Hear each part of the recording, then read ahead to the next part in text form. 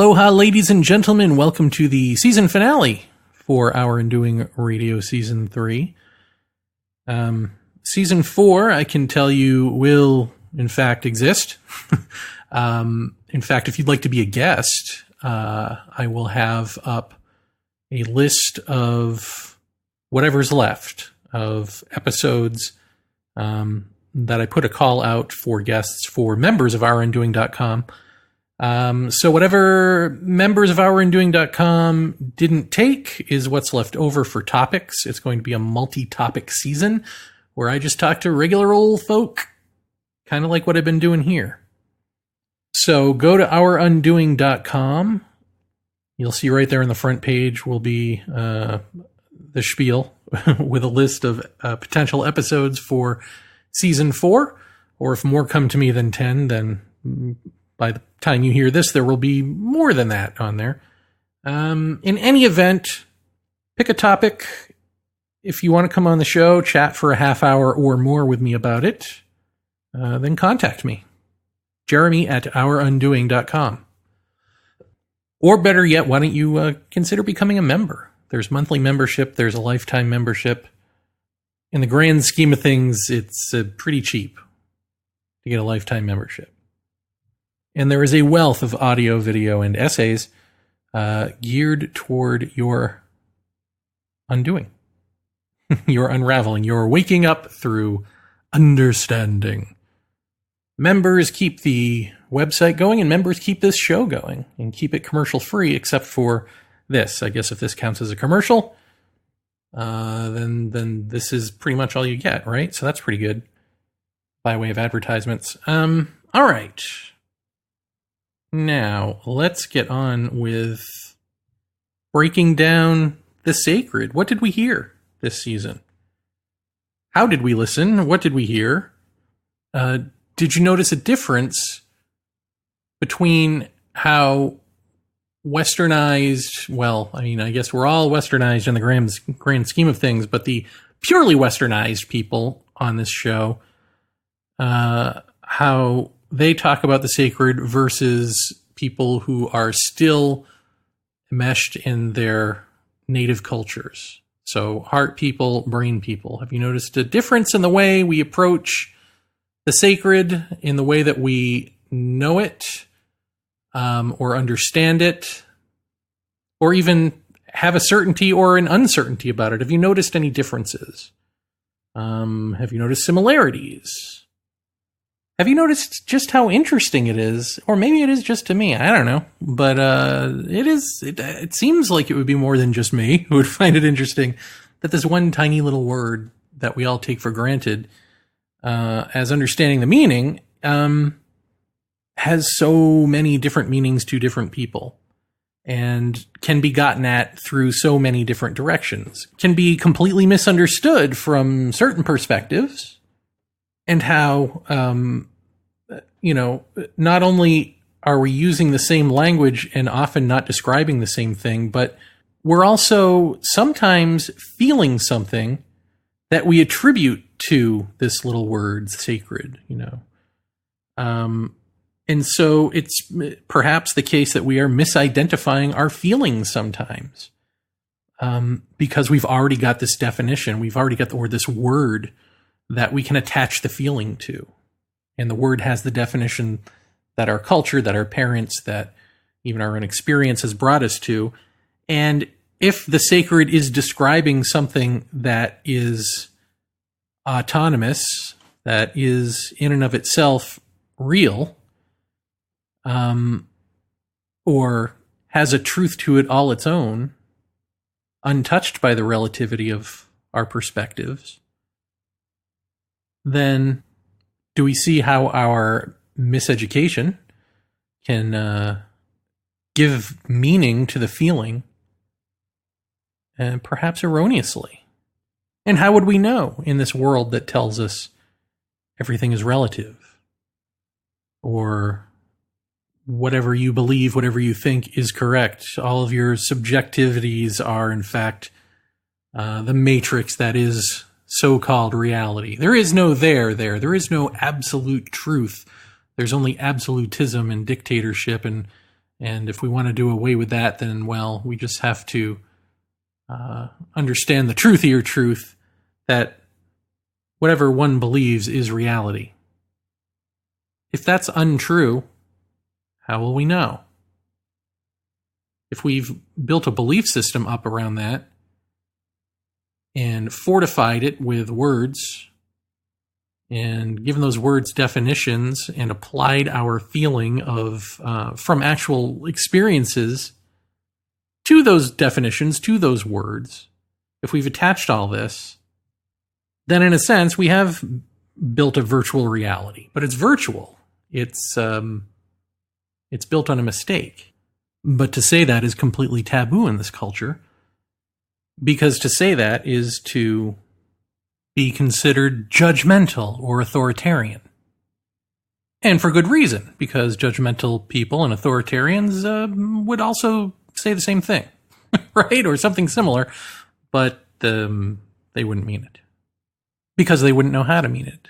They would mean it as in, my absolute truth. I am the absolute truth.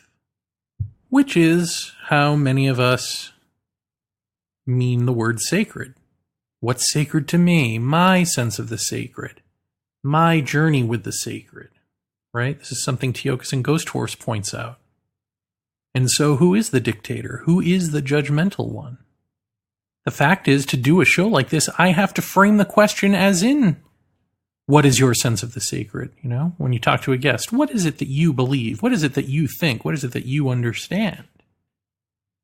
And in the realm of mind that we have built, in the society that we've built there within, this makes sense, right? Like, this is how we talk to each other. This is how we know the world, very generally speaking. And so it makes sense to do this. If we're going to understand even the politics of calling something sacred, like we're seeing here in Hawaii. Because, you know, Mauna Kea, of course, as we've heard time and again on this show, is considered sacred to Hawaiians. Or Hawaiians. Why Hawaii but not Hawaiians? I don't know. It's another topic for another time. But in any event, to Hawaiians, at least as far back as the arrival of the Tahitians, right? There is the sense of sacred sites. Now, of course, our friend Willie tells a different story, tells the story of prior to the Tahitians, where the sense of sacred came from within. And he calls it an evolution from it to come within and then to extend without. And so, in a sense, I guess Tahitians sort of taught that in a way. I don't know if he would say taught that, but I don't know that it was a gift of knowledge or just something that came with the lording over of the people when the Tahitians set up their governance. But whatever the particular politics of that time, it strikes me as really coherent the way that you compare together what Willie says about the sacred with what Lahua says about the sacred. So Lahua's story picks up after Willie's family story. And you can see the progression of how the sacred extends from inside to the outside. And I think you can snugly fit in what Teokas Ghost Horse says about the sacred as ceremony. That's sort of the connective tissue, in my opinion, between what Willie talked about and what Lahua talked about. Ceremony implies you doing something out in the world, but it's from inner instruction, if you will, or from being in the flow, from choiceless choice, not from free will choice of a thinking brain, but from being immersed within consciousness at large, and the self-identity of consciousness at large coming through, lighting the vessel, if you want to call it that. I don't know what fancy schmancy words you want to put on that, but let's not get trapped in them. So now compare all of that, which has a natural flow to it, which smacks of truth, of a way things work, with the Western sense of just saying words. And because I said those words, you just kind of have to believe me. So when someone online says, a telescope would be the crowning jewel of Mauna Kea, I considered telescopes sacred. I consider science sacred. Do you? I don't think you do. Because, as Keone said, the sacred is that which you would die for. I mean, I don't know that that's the whole definition, but I can certainly see that being a part of the definition, at least in terms of the sacred being out there in the world, being that mountain, being that which one holds dear, so close that it is an extension of them through heart, not through some psychological dysfunction, but through heart. An extension of the person, an extension of the person's culture, and they are an extension of that mountain as well. It works both ways. And so when you see something that the Western mind wants to call a natural formation, wants to talk about the geological blah-blah-blah of it, and all of that, when you don't see it in those technical, allegedly objective, but not really terms, objectifying, yes, but not objective, there's no such thing, at least how we use the word, but it is objectifying, and therefore disconnected, therefore a product of the separate self-sense. How can we say that this is the same sacredness or application of the word sacredness as those who are interconnecting with the mountain, who are an extension of the mountain and the mountain an extension of them? They would die for it because it's them. And asking for proof is just racism. Comes from a conquest mentality. It means I don't believe you. So show me the proof that you've ever had something up there that I can understand. Temples, churches, traces of older civilizations up on that mountain. And really, this gets into the problem of Hawaii being a state, right? Being considered a state, because then you can ask for evidence or proof. If Hawaii was its own sovereign nation, you wouldn't have that ability, or you wouldn't have the quote-unquote right. You wouldn't have any say in the conversation. You would just respect what you're being told. And although Hawaii is not a sovereign nation, it is its own culture and its own way of being. There is a way of being here. And if you're attracted to Hawaii, then why would you want to change it to be the thing that you're not attracted to? To essentially be an extension of you, or at least of your society, of your pop culture. Why would you want to be a Cancer here?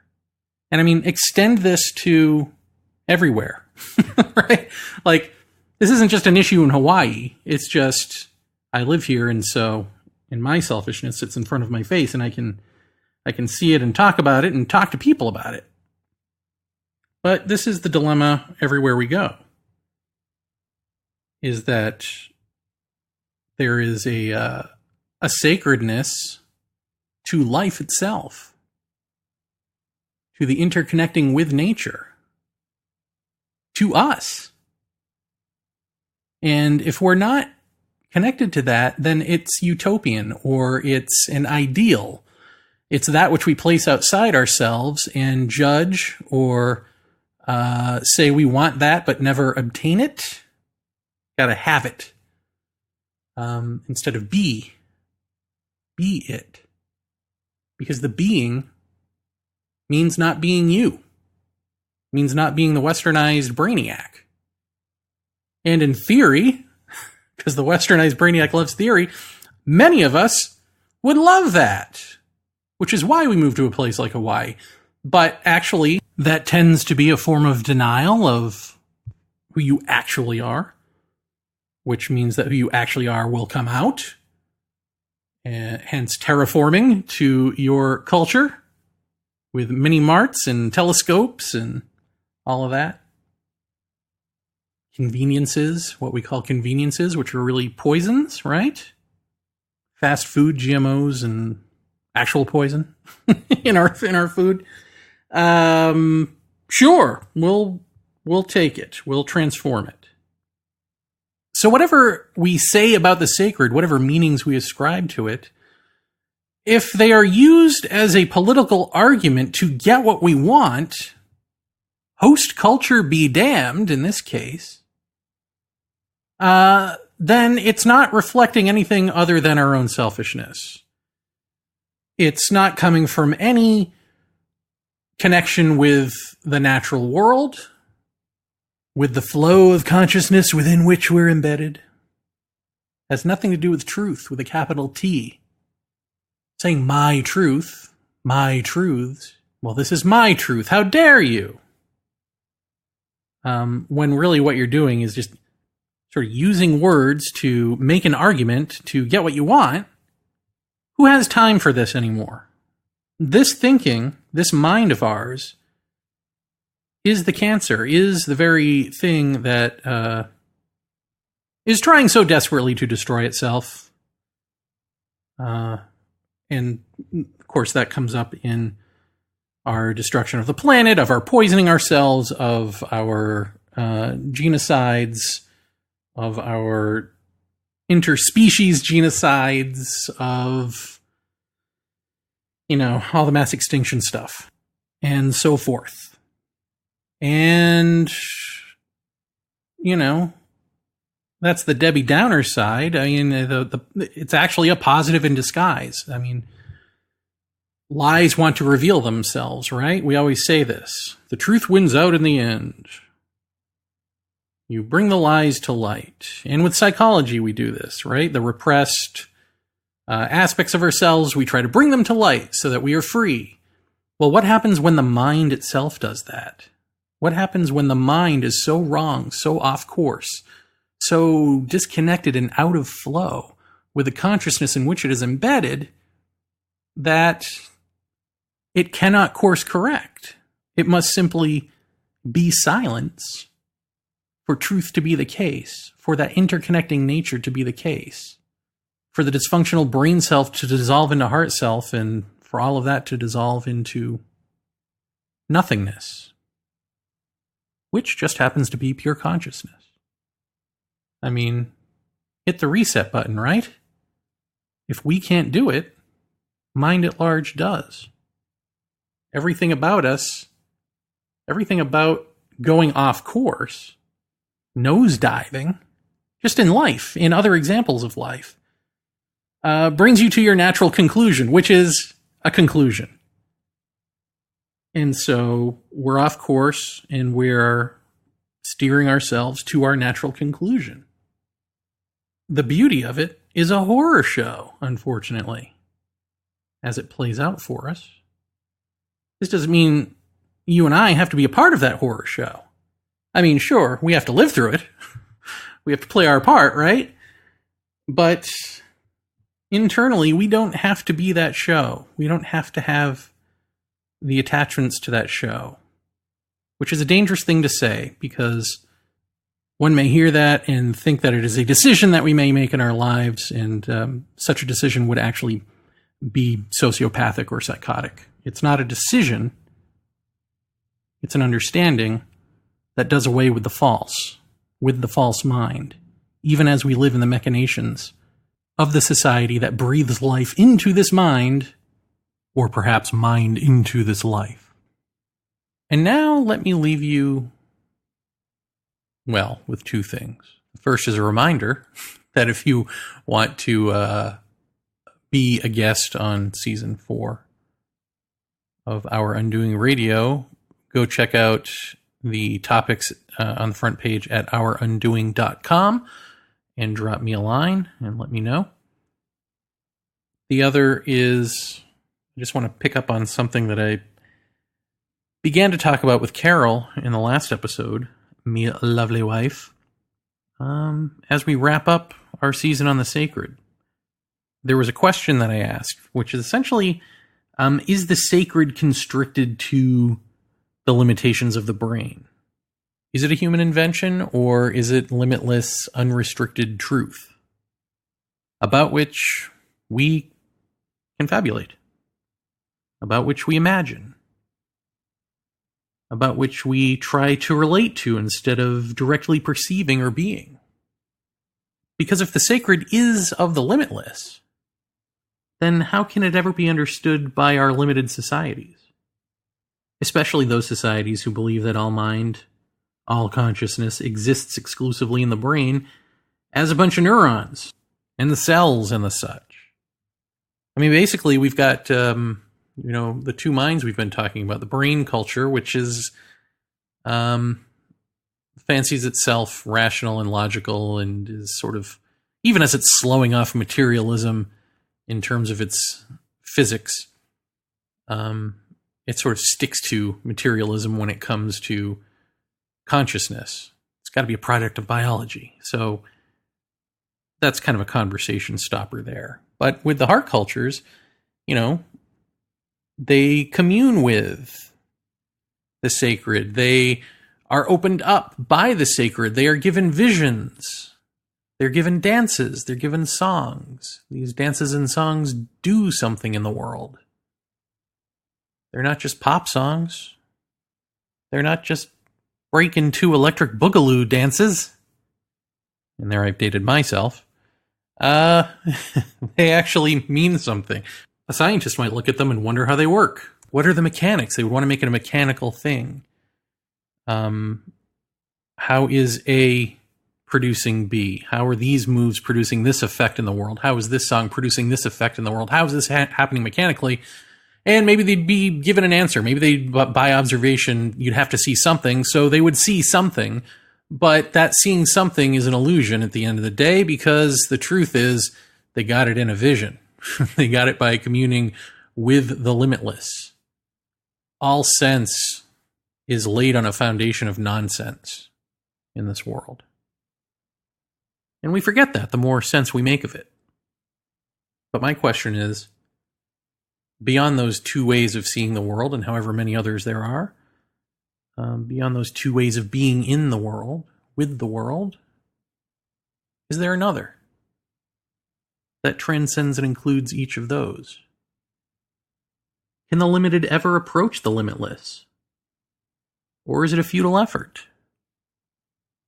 I mean, I guess we can, in the case of heart cultures, we can commune with and we can co-create dances and songs and carry out instruction and that sort of thing. Be in the flow. But can we be the flow? Because aren't we also that? If there is the limitless and approaching it is futile, and yet that limitlessness is also you, what would you do with it in your repression of it? In your compacting as much of the unlimited into your limitations as possible? What would you do? You'd make stuff up. Wouldn't you? You'd make up thought constructs, definitions, rituals. You'd give voice to it in a way that evokes a feeling. You'd capture a crumb and you'd call it a cookie. Right? And then argue over the crumbs. Whose crumbs are better? What's a tastier crumb, this or that? Tastier, more real. What's more real? We keep transcending and transcending as we learn and we learn. This is our lives. And we say that this is what our lives are for, many of us. Let's question that. Because if the limitless, which is sacred, cannot be gotten to with the tools of the limited, can be as understood as it is obscured by our limitations, can be transmuted into some sort of gold, but which is not purely the sacred, then we have to change. Not just be transformed by the limitless, by the sacred, not just be expressions of the sacred, not just be expressing the sacred as ourselves and then go about our normal lives. We must be that. We must transform into the sacred. We must be limitlessness. And if the tools of the limited are thought, are doings, reactions, noise, then we must be silence. We must be stillness. Not the false stillness of answers, which forever lead to more questions, to then be answered, to then be questioned, to then be answered, which is movement. But the stillness of mystery, the stillness of the question that has no answer, the stillness of nothingness. Nothingness is that mystery with a capital M. It's the concept that exists prior to and inclusive of the brain, the thought constructs, the definitions of nothingness. I mean, self-evidently, right? We appear to be somethingness. We appear to be substance. We appear to be physical form. We appear to be, to some of us, a formless awareness, a soul, a spirit, an Atman, or whatever. But we are also that which transcends and includes all of the somethings. We're nothingness. We're limitlessness. We're the sacred nature we've been interacting with all along. Can we self-identify that way? Not as the ego who says, I am that, ha ha ha. But legitimately, can that self-identity of no self, of nothingness, of the great almighty pure consciousness that exists prior to and inclusive of all consciousness, seize? Can all of that nothing shine through the something vessels that are you and me? Can we undo our definitions? Can we unravel them all from whichever mind we exist in? The heart mind, the brain mind. Who's there when we're healthy, when we're whole, when we're undone?